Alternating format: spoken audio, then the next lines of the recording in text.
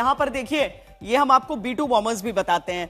ये दरअसल B2 bombers केवल ऐसा नहीं है कि यही वाले बॉम्ब जिनकी हम बात कर रहे हैं अभी वो लेकर जाने में सक्षम है, लेकिन ये वो सबसे घातक हथियार है परमाणु के अलावा जिसे ये ले जाने में सक्षम होते हैं। सुमित, ये तस्वीरें दिखाते हुए मुझे लगता है जनरल सोई से ये पूछें। जनरल सोई, ये ईरान कह रहा है बार बार कि, और ईरान के लोग भी या वहां के जो भी एक्सपर्ट्स हमारे साथ जुड़ रहे हैं कि ये न्यूक्लियर प्लांट्स हमारे इतने नीचे जमीन के जाकर सिचुएटेड हैं कि कितना भी मजबूत, कितना भी शक्तिशाली एक बंकर बस्टर बॉम्ब वहां पर ड्रॉप किया जाएगा, उन पर कोई असर नहीं होता और केवल एंट्रेंसेस पर ये गिरे हैं बॉम्ब। आपको लगता है ये सही? आपको लगता है कि अमेरिका डिस्ट्रॉय करने में सफल हुआ होगा?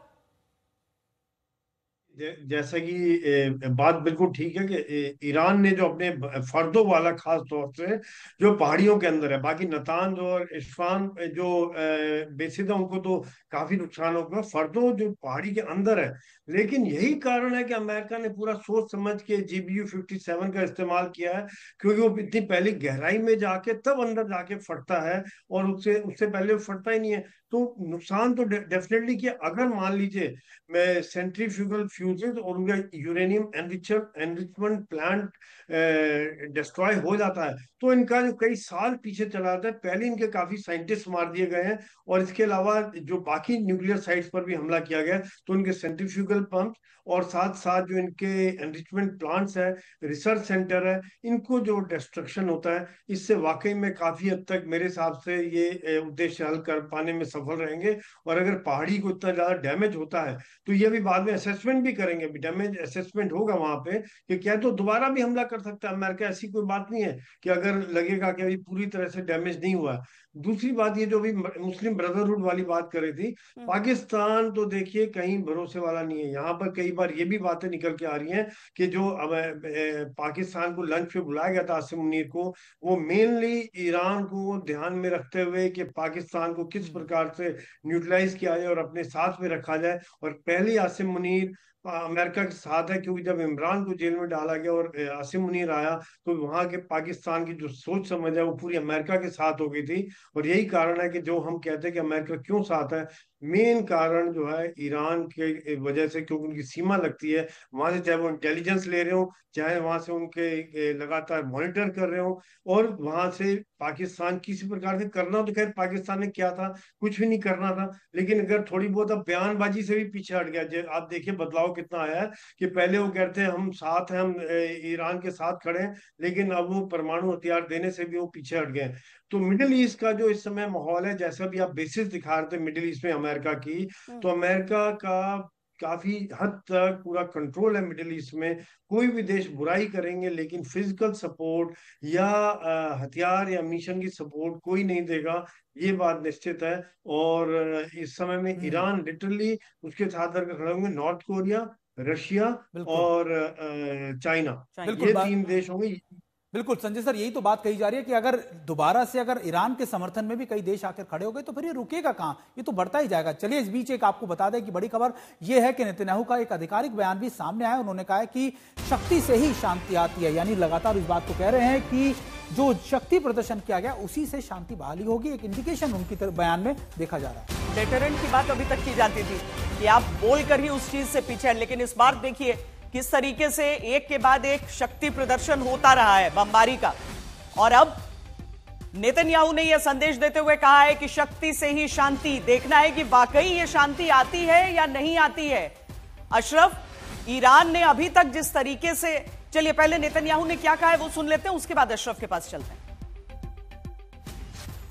Congratulations, President Trump.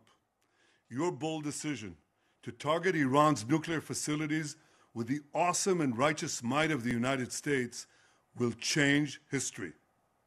In Operation Rising Lion, Israel has done truly amazing things. But in tonight's action against Iran's nuclear facilities, America has been truly unsurpassed. It has done what no other country on earth could do. History will record that President Trump acted to deny the world's most dangerous regime the world's most dangerous weapons. President Trump and I often say, peace through strength, First comes strength, then comes peace. And tonight, President Trump and the United States acted with a lot of strength. President Trump, I thank you. The people of Israel thank you. राहत भी बहुत दिख रही है उनकी आवाज में सुमित, जिस तरीके से इतने दिन से लग रहा था और इजराइल के भीतर इस बात को लेकर चर्चा चल रही थी कि अमेरिका ने धकेल तो दिया है युद्ध में लेकिन समर्थन नहीं कर रहे हैं। अब यही समर्थन का तो इंतजार कर रहे थे और ये B-2 बॉम्बर्स हम जो पीछे दिखा रहे हैं। बिल्कुल। और देखिए कमाल की बात देखिए कि कल रात को जब आप और हम बात कर रहे थे कि देखिए अमेरिका ही ये कर सकता है, इजराइल के पास भी वो कैपेबिलिटीज नहीं है, वो क्षमता नहीं है और अमेरिका ने वो करके भी दिखा दिया। यानी कुछ ही घंटों में रिएक्शन टाइम में वो रिएक्शन भी आ गया। और खास बात ये कि जिस मिशन के लिए इजराइल जाना चाहता था, जिस मिशन को पूरा करना चाहता था, वो अमेरिका के साथ के बाद ही पूरा कर पाया। तो ये B-2 बॉम्बर्स 1999 से आप इसको सर्बिया युद्ध से लेकर फिर अफगानिस्तान में अलकायदा के खिलाफ इसका इस्तेमाल आप लंबे समय से देख लेते हैं, लेकिन ये जिस तरह के असलहे से लैस होता है वो बदलता रहता है। और अब जो मैसिव ऑर्डिनेंस पेनिट्रेटर्स मॉब्स जो रहते हैं, जो ये GBU-57 की बात हम कर रहे हैं, अब कैसे हमला किया अब ये तो आगे पता चलेगा, लेकिन कैसे हमला करता है वो इस तस्वीर से हम समझ सकते हैं। और खास बात ये भी क्योंकि देखिए GBU-57 में आपको पहले ही बता रहा था कि अमेरिका ऐसा, इजराइल ने पहले भी GBU कैटेगरी के कई मिसाइल्स का इस्तेमाल किया है। नसरुल्लाह के मारे जाने में भी कहा जाता कि GBU की कैटेगरी नेटवर्क को बिल्कुल टारगेट, लेकिन वो जो कैपेसिटी थी उसकी एक्सप्लोजिव की वो करीबन 3000 पाउंड थी। लेकिन अभी अगर फूडो पे आप अटैक करते हैं, आप बाकी की आप कह सकते हैं न्यूक्लियर फैसिलिटी पर अटैक करते हैं, उसके लिए आपको लोड कैपेसिटी वॉरहेड की बहुत ज्यादा चाहिए, 30,000 पाउंड तक चाहिए। तो ऐसे में अमेरिका के पास ही आप कह सकते हैं वो काबिलियत है कि वो GBU-57 का इस्तेमाल या दूसरे किसी ऐसे बड़े बॉम्ब्स का इस्तेमाल कर इसको अच्छे से समझ सकते हैं आप। 2 हाथियों के बराबर इसका वजन होता है और इसको जो B-2 बॉम्बर्स हैं वहीं ले जाने में, मतलब 2 एक बार में ले जाने में सक्षम रहते हैं। तो अब इसकी जो डिटेल्स है, ऑपरेशनल डिटेल्स, वो तो निकल कर आएंगे आगे, लेकिन ये बहुत ही हाहाकारी, बहुत प्रलयंकारी एक तरीके से समझ लीजिए ये बम होते हैं, बंकर बस्टर बॉम्ब्स। और जैसा सुमित बता रहे हैं कि जो कंक्रीट की गहराई, मतलब कितनी चौड़ाई में, तो अब तक तो आपने टनल्स देखे कि कैसे गाजा में घुसकर उन टनल्स को ध्वस्त किया इजराइल ने, लेकिन इनको ध्वस्त करना संभव नहीं था। पर सुमित अभी भी तो एक गुंजाइश बाकी है ना, क्योंकि वो कह रहे हैं hills, deep with in the hills.